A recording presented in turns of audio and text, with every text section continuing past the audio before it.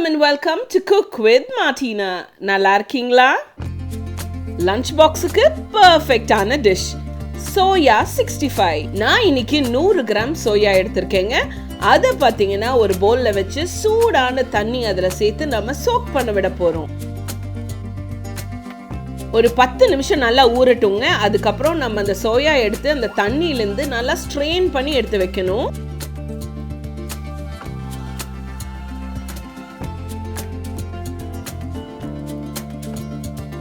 சோயாவை நல்லா ட்ரையாக நான் ஸ்க்வீஸ் பண்ணி எடுத்து வச்சாச்சுங்க.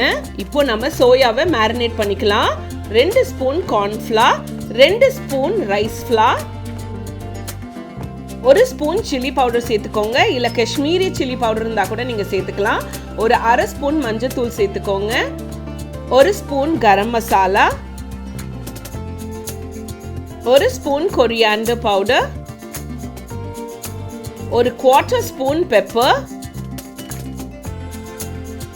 1/2 ஸ்பூன் சால்ட், இஞ்சி பூண்டு பேஸ்ட் 1 ஸ்பூன், கடைசியா 1/2 லெமனோட ஜூஸை சேர்த்து நல்லா நம்ம மிக்ஸ் பண்ணிக்கலாங்க. பார்க்கறதுக்கு சூப்பரா இருக்கு. வாங்க ஃப்ரை பண்ணிடலாம். ஸ்டவ் ஆன் பண்ணிக்கலாங்க. ஒரு பேன் வச்சுக்கலாம். எண்ணெய் சேர்த்துக்கலாங்க.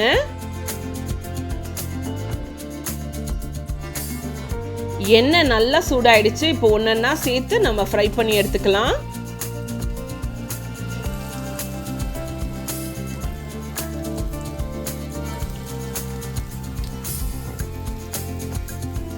தினமும் லஞ்சுக்கு என்னதான் பண்றது அப்படின்னு நினைக்கும் போது பெரிய தலைவலி.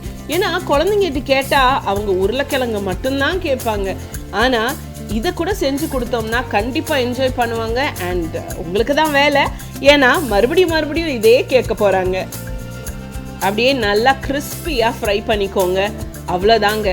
எந்த சாப்பாடு வீட்டில் இருந்தாலும் இதை சைட் டிஷ்ஷாக வச்சுக்கிட்டோம்னா சாப்பாடு தானா இறங்கிரும். Soya 65 ரெடியோ ready.